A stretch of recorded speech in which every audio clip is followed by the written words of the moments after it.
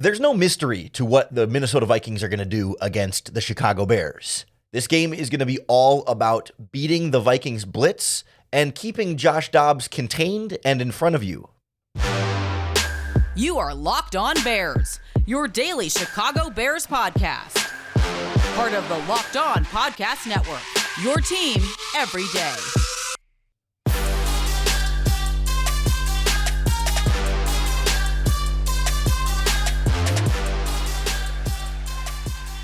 This is Locked On Bears, and I'm your host, Lauren Cox. I'm here to bring you your daily, in-depth Chicago Bears news and analysis. You can follow me on Twitter at CoxSports1. You can follow the podcast on Twitter at Locked On Bears. You can like Locked On Bears on Facebook, join the Locked On Bears Facebook group for even more Bears talk, and make sure you hit that subscribe button on the Locked On Bears YouTube channel to keep up with all of our video podcasts as well. Thanks for making Locked On Bears your first listen today. We're part of the Locked On Podcast Network, your team every day. Today's episode is brought to you by LinkedIn. LinkedIn Jobs helps you find the qualified candidates you want to talk to faster and for free. Post your job for free at linkedin.com/LockedOnNFL. That's linkedin.com/LockedOnNFL to post your job for free. Terms and conditions apply. On the show today, we're going to put together a game plan for how the Chicago Bears can beat the Minnesota Vikings, what they need to do to move the ball against this Vikings defense that is going to blitz them heavily, as we saw already earlier this season and in every game the Vikings defense plays. We'll also look at what to expect from Josh Dobbs and the Minnesota Vikings offense, especially with Tyreek Stevenson ruled out for this game for the Bears, and also it sounds like Justin Jefferson unlikely to play for the Minnesota Vikings, but Dobbs has given them some new life and taken their offense in some new directions than what we saw when these two teams played back in Week 6. And then we'll wrap up looking at some of the key matchups on both sides of the ball that if the Bears can just win these one-on-one matchups, it'll go a long way towards them being able to get a key NFC North victory before we get into this Bears bye week. First of all, hope you had a happy Thanksgiving with your loved ones, whatever form that takes, whatever your idea of family is in your life, whether that's friends or people you're actually related to. I hope you had a restful and enjoying and recharging weekend for you. I know I did. Got to see lots of people. But now I'm ready for Bears-Vikings football on Monday Night Football. And we know what this Vikings defense is going to do. Like we saw it in Week 6. They're going to bring guys up on the line of scrimmage and send a lot of different pass rushers from a lot of different areas fairly consistently and regularly. We saw when Tyson Bagent came in the game for Justin Fields after the injury, they blitzed Bagent on all but one of his dropbacks in that game. And when Justin Fields was in the game, they blitzed him on 70% of his dropbacks in the game. 12 out of 17 for him in that one. So that's about what we can expect. Every play, well, essentially, you have to prepare as though every play and at least one extra pass rusher is going to come from somewhere.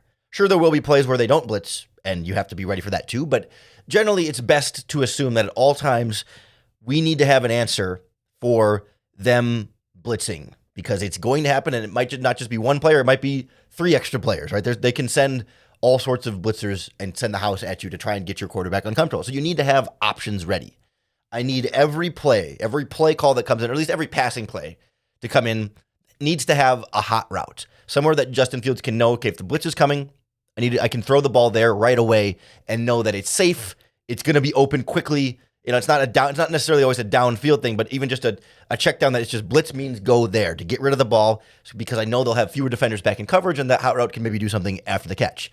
You need to either always have a hot route built into every play, or some sort of check at the line of scrimmage that Justin Fields can make to get to a play with a hot route. So you might call a play, from the sideline that doesn't have a hot route. Not every play does necessarily, but if you do, you have to have something where Fields can change the play and get to something. If the Vikings are clearly and obviously blitzing or showing you a major threat of blitz, even if they end up not blitzing, I still want to have that ready. The Vikings, we heard on Thursday, crossover Thursday with Luke Braun from Locked On Vikings, that they want to make you into a check down bubble screen kind of offense and really limit what you're going to do because of the blitzing.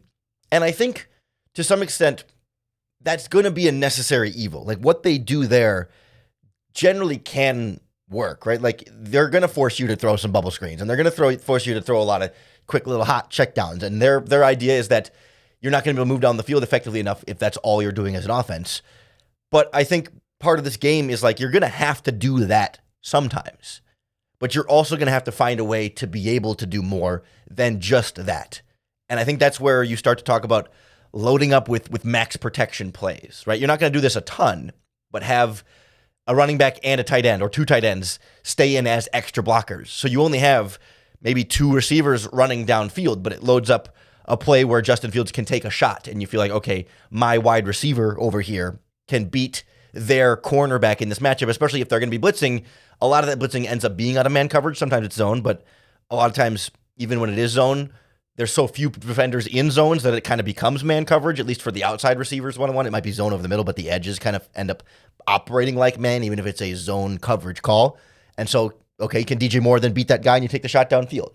I think there are also ways you can try and like smartly, wisely roll out the quarterback out of the pocket. And it's a dangerous game because if you roll out into a blitzer, it's almost assuredly an immediate sack, right? If the cornerback is coming and the quarterback is going to roll towards the cornerback is going to have QB is not going to see CB, and it's going to be a direct beeline to the quarterback for a sack. Like that's what you have to avoid, right? But if there are you might have certain options here to where if they're showing blitz on one side in particular, can you check into a play to roll away from that blitz? Because they can blitz. If the quarterback is already running away from the blitz at the snap, that blitz really isn't going to have much of an impact. And what you're going to be left with is fewer defenders on the back end to stop some of those throws downfield. It's just a dangerous game as far as knowing when and how to roll out and to make sure you're not rolling out into the blitz.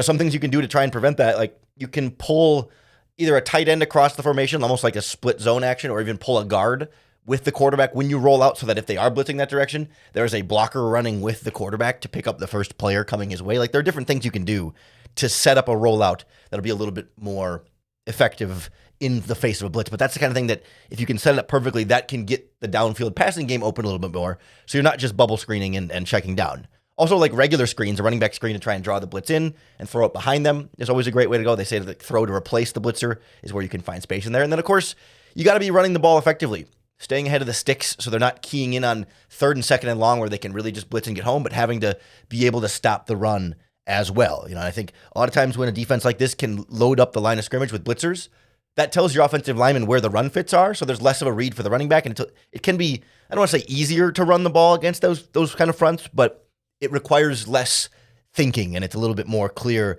where the blocks need to go and where the running backs can go as well. So I think there's some real opportunity here to be able to run the ball and try and make these situations easier, to try and negate some of the overwhelming aggressiveness of the blitz in those obvious passing situations. I think the Bears can do it. I don't think that means 35, 42, 49 points, right? But I think they can find ways to get Justin Fields time to throw and not be super limited and without also putting him in too much of harm's way. But easier said than done, and it's going to be a great test for Fields and just the general progress of this Bears offense. It'll also be a different kind of test for this Bears defense, going up against perhaps the most mobile quarterback of any QB they've faced on the schedule this season. I'm really curious to see how that's going to affect the way the Bears have been able to stop the run, and also how that affects the passing game in here when Dobbs can extend plays with his legs. We'll go through what to expect from a different-looking Vikings offense now than what we saw back in Week 6 next on Locked On Bears. The Locked On Bears podcast is brought to you by our friends at LinkedIn Jobs. When you're hiring for your small business, you want to have as many top-tier candidates as possible to interview. And that's why you have to check out LinkedIn Jobs, because LinkedIn Jobs has the tools to help find the right professionals for your team faster and for free. LinkedIn isn't just another job board. LinkedIn has a vast network of more than 1 billion professionals, which makes it the best place to hire. I'm on LinkedIn. I bet you are on LinkedIn too. And if you're not, a lot of your coworkers are on LinkedIn as well. And hiring is super easy when you have that many qualified candidates. So easy, in fact, that 86% of small businesses get a qualified candidate within 24 hours. LinkedIn knows that small businesses, just after a small business Saturday like this, are wearing so many hats and might not have the time or resources to invest in hiring. So LinkedIn makes a process that is intuitive, quick, and easy. Post your job for free at linkedin.com/lockedonnfl. That's linkedin.com/lockedonnfl to post your job for free. Terms and conditions apply. This episode is sponsored by BetterHelp. BetterHelp is here to provide you with talk therapy this holiday season. The holidays aren't always great for everyone. For some people, it can be an easy time. For other people, it can be really stressful. And there can be natural sadness and anxiety and just fear and worry that come with being around so many people and being around the family. And people don't always have the perfect family situations. Or maybe you feel alone around the holidays, like you don't have enough family around you. And BetterHelp is here to help you through it, to really be your best self. I do online therapy every single week, and it's a really important part of my mental health regimen, and BetterHelp is here to help you do the same thing. If you've been thinking about starting therapy, give BetterHelp a try, because it's convenient, flexible, suited to your schedule. You just fill out a brief questionnaire, and you get matched with a therapist. And you know what? If it's not the right one for you, you can switch therapists at any time for no additional charge. So find your bright spot this holiday season with BetterHelp. Visit BetterHelp.com/lockedon to get 10% off your first month. That's BetterHelp, HELP.com/lockedon. We're used to game planning for a Minnesota Vikings offense with a fairly statuesque Kirk Cousins, right? The model against Kirk Cousins was always like, when he's clean and in the pocket, he can slice and dice you up and down the field. And he's generally someone who has made a lot more mistakes under pressure. And like, obviously, most quarterbacks fall under that category of better being clean and worse under pressure. But like, Cousins has long been one of those guys who has been drastically worse under pressure. And him getting rid of the ball quickly and making plays is about keeping him clean and letting playmakers make plays. Josh Dobbs, very different story. Obviously still young and still I think everyone is still learning the full extent of what Josh Dobbs can and can't do in his career. He's shown us certainly more this season with the Vikings than he'd shown at any point in his NFL career so far. And even just, what has it been, 3 games he's played with the Vikings have all been very impressive, and someone that Vikings fans, it's easy to root for. And he's had, varying degrees of success. They won the first 2 and almost beat the Broncos there for 3 in a row. And, he makes plays at the end of the day. Like, he's not just a backup who comes in, and he's not, I don't mean this to be disparaging of Tyson Bagent, but right, Bagent comes in and he kind of has to, he's field generaling the offense, but mostly like game managing. And Josh Dobbs has done a little bit more than game managing. He is extremely athletic, mobile, a guy who can beat you with his legs and scramble very successfully, make big plays. He's not as fast as Justin Fields, but he's crafty about it, right? Like, he's very, very smart in terms of, knowing where to take those lanes and what angles to take as a runner, and knowing how to slide and get out of bounds and get to the first down marker, like those kind of things. He is effective at it, right? It's not about being the world's most dynamic athlete, but he's quite a good athlete. But like, he's also just very smart about how he does it. And so this is going to be a game of trying to keep him contained, trying not to let his legs be that sort of X factor weapon for this offense. That you cover everybody really well, but that's not good enough because he's still able to scramble. I mean, all the things you talk about with Justin Fields, right? We don't have to explain the value of a mobile quarterback to you because you see it all the time. But that means, from a pass rushing standpoint defensively, like, you got to be disciplined in your rush lanes, right? If you're going to be the guy who's rushing outside of the tackle, then you can't let him scramble past you outside of the tackle. And certainly if he's going to go like right inside the tackle, you got to be able to get back inside, right? Like, not only is your goal beat the lineman and get to the quarterback, but if I'm not beating the lineman, I have to keep my eyes on the quarterback and know that he might start scrambling.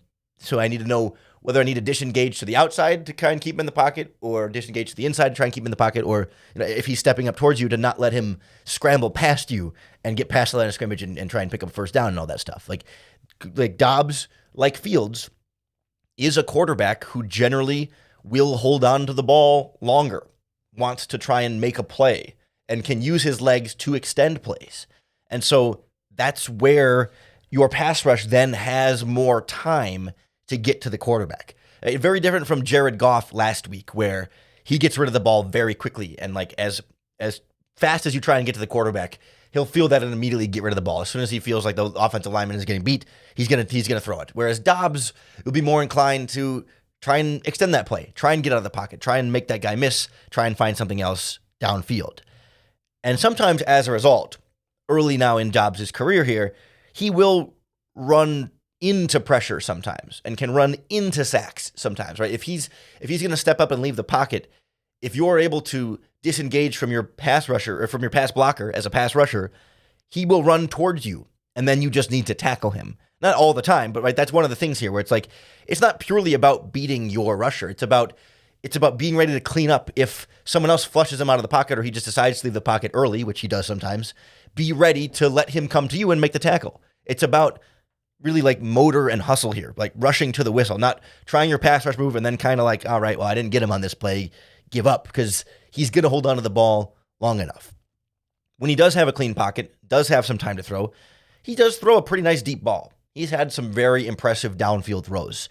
It's not something he does all the time, like not as much as even Fields wants to. Like he's not a cannon firer all the time necessarily, but he's been very effective. Like he doesn't do it a ton, but when he does, it works very well. He's accurate, hits them in stride, makes difficult throws over the top of coverage. It's been impressive to watch. Like that's where you talk about Dobbs being a little bit more of like a plus kind of playmaking backup quarterback in this situation for the Vikings. Like he really does nail them. Now sometimes when he holds onto these balls too long, he will put the ball in harm's way. Like he'll try and do a little bit too much with his arm. It's not, I wouldn't say he's like totally reckless about it, but he's put a couple of passes out there for defenders to get hands on. And I think especially after we saw, Edmonds and Edwards and Sanborn also, there were 3 interceptions against Jared Goff. I can't remember who the third one was. Oh, Tyreek Stevenson, who is out for this game. But regardless, especially I think about the linebackers over the middle of the field. Like Dobbs is going to give them an opportunity. I think at least one time in this game, a Bears defender will get his hands on a Josh Dobbs pass. Whether or not they catch it for an interception or it falls for a pass breakup, I don't know. But I would be pretty confident that they'll get a shot at least one Josh Dobbs pass. And if they can catch it and generate some turnovers for this Bears offense to get better field position, they can go a long way towards winning this game. But it's really about, like Dobbs, he's not going to be a guy that you see fire in a tight window and thread a perfect needle ball over the middle of the field, right? Or that perfect pass to the sideline where only your guy can get it and you're just like, wow. Like the wow passes are vertical for sure, but like intermediate area of the field, right? It's not surgical in that regard. Like he's very good at taking what the defense gives him and being smart about it. Like he'll take what's there. If you leave his receiver some space, he'll throw it over the middle of the field and beat you. But right, it's not going to be the pinpoint like, holy moly, how did he fit it around that defender and then still in front of that defender to get it exactly to the way the receiver is? No, he's more inclined to just kind of take what's there. But sometimes he might try and do too much with his arm and throw one of those passes that he can't get. Those are the ones you got to be able to take advantage of. So like for me, when I think about Josh Dobbs in a game plan, right?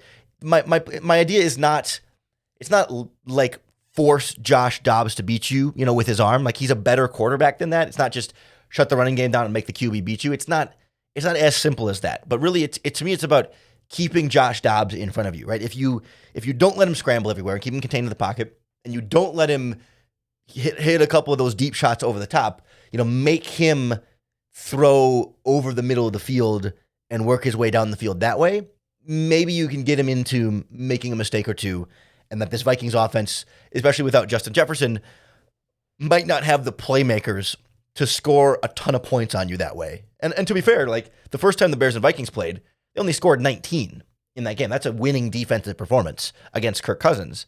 Now you're to Josh Dobbs, who is not as good as Kirk Cousins. He's got that playmaking ability that scares you in some different ways than Kirk Cousins does. I'm not scared of the Vikings running game outside of Dobbs at this point. Like, yeah, they ran well against the Broncos last week. The Broncos are 32nd in the NFL in run defense.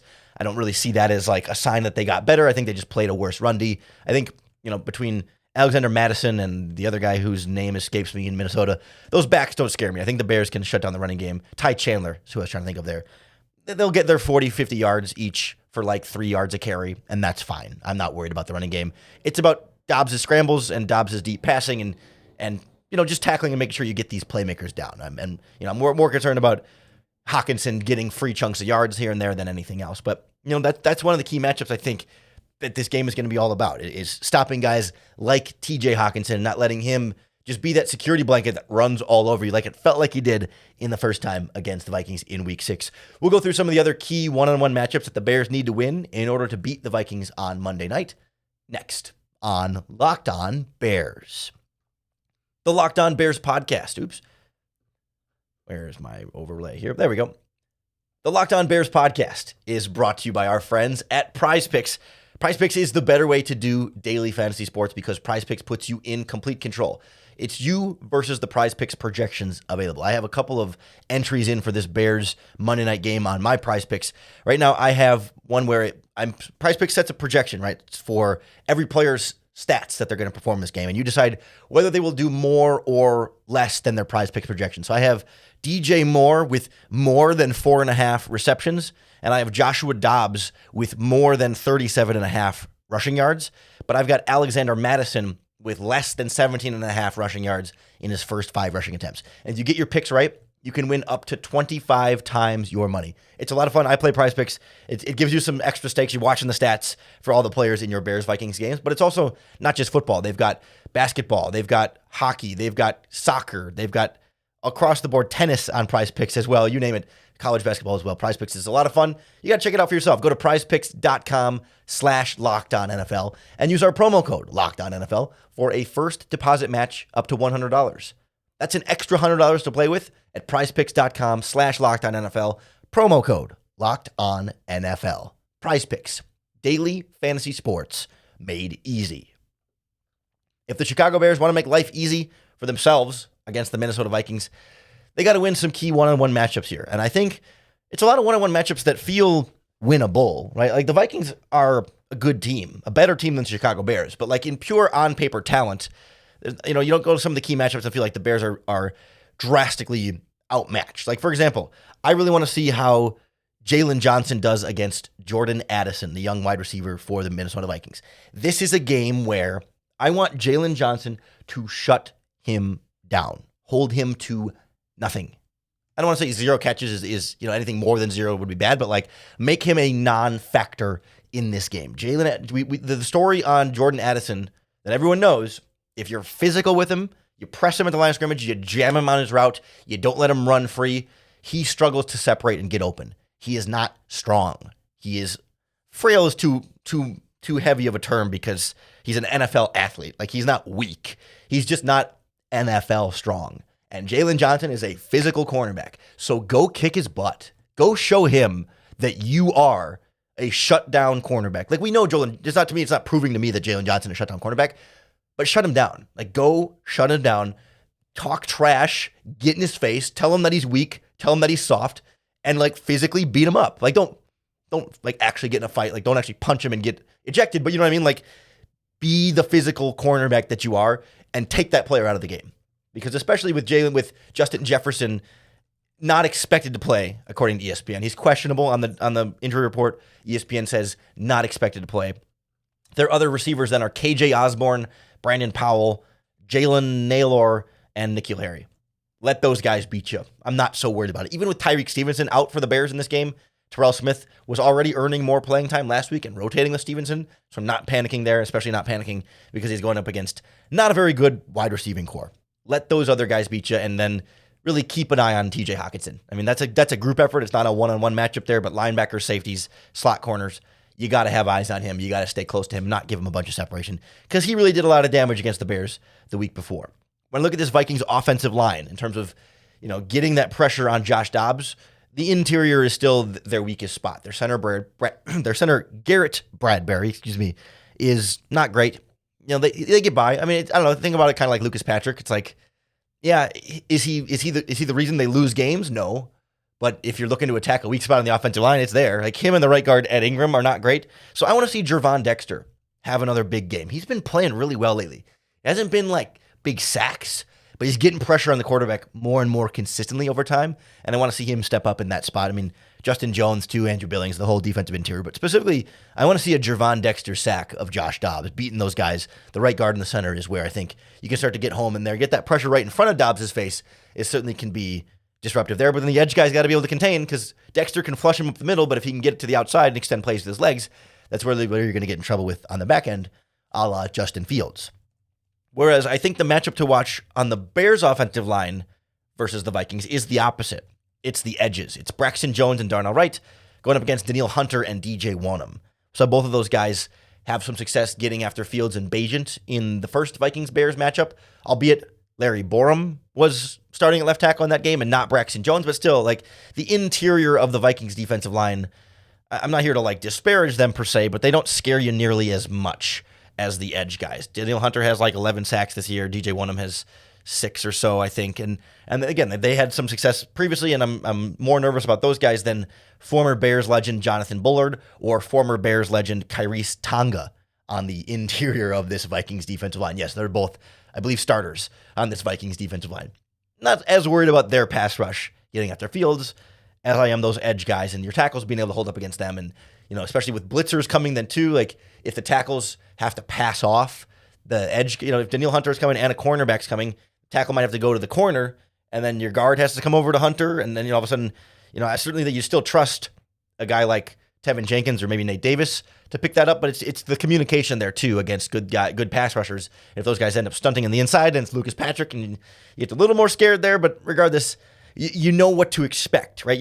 This is not a surprise they're going to blitz you. I mean, it might be a surprise where the blitzers come from each time, but you got to be ready at all times. You're not going to get caught off guard by the blitz, so you got to be ready for those two guys.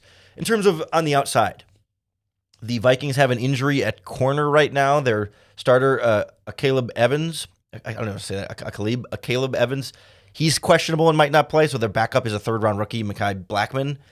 He's actually been playing pretty well when he's been in there, and I'm a little bit more interested, like Mooney versus a rookie Blackman is something that I want to see the Bears win, but to me, it's DJ Moore versus Byron Murphy, their number one corner, because Murphy's a solid corner, but he's missed a lot of tackles this season. And if Justin Fields is going to have to get rid of the ball more quickly because of the blitz and throw hot, like I want DJ Moore to catch the ball quickly, and then he's got to beat this cornerback one-on-one after the catch. We've seen how good DJ Moore is after the catch. He's playing a corner who's missed, I think, at least one tackle in every game this season, or it's averaged out to at least one tackle in every game this season. Like 1 in 4 tackle attempts he's made, he misses. So like there's a good chance for DJ Moore to get one-on-one coverage, catch a 3-yard curl route, right? Or a quick slant, or even just a quick out to the flat, catch it, turn upfield, break one tackle, and then you're not like off to the races, but then what should have been a 3-yard play can become a 20-yard play, right? Those are the kind of things that the Bears need to win this game. We heard Luke Braun from Locked On Vikings talk about that on the Crossover Thursday podcast. It's stuff like that. Get the ball quickly into the hands of a guy who can make a play after the catch, and DJ Moore is absolutely the number one guy on that list in your Bears offense. Honestly, Roshan Johnson as well in the passing game. I want to see him get a screen pass or something like that, or even Darnell Mooney or Tyler Scott. Use your speed and have those guys make a play after the catch. The Bears are going to need that from their playmakers because it can't all be air yards from Justin Fields. The Vikings are not going to give you a lot of opportunity to get those air yards, and so that's where those playmakers really will come in handy. That's what the Bears need to do in order to win this game. It's always easier said than done. It's easy to be the unpaid assistant sitting here with a microphone telling you what to do to win. It's a lot harder to go out there and do it, execute at a high level, especially with the way the Bears have played this season with the coaching they've received, et cetera, et cetera. But hey, it's still going to be a really fun game to watch. I'm looking forward to it. I hope that this podcast helped get you ready for that game, and then we'll break it all down for you Tuesday morning. Maybe it'll be a Victory Tuesday, the rare Victory Tuesday. We'll see what the Bears have in store. Either way, make sure you hit that subscribe button on YouTube or wherever you listen to podcasts. That's going to be the best way to keep up with all of our daily, in-depth Chicago Bears news and analysis. Thanks for making Locked On Bears your first listen today. We're part of the Locked On Podcast Network, your team every day. If you're looking for something to listen to next, if you watch on the Locked On Bears YouTube channel, this video, as it wraps up, will automatically direct you to our live 24-hour streaming channel on YouTube of the Locked On Podcast Network. We've got Locked On Sports playing for you 24 hours a day, live streaming on our YouTube channel. It's super cool. On the Locked On Sports Today YouTube channel, you can subscribe to the first ever national sports 24/7 streaming channel on YouTube. It's really cool. I hope you'll go check that out. And then come on back tomorrow for another episode of Locked On Bears and another opportunity to bear down.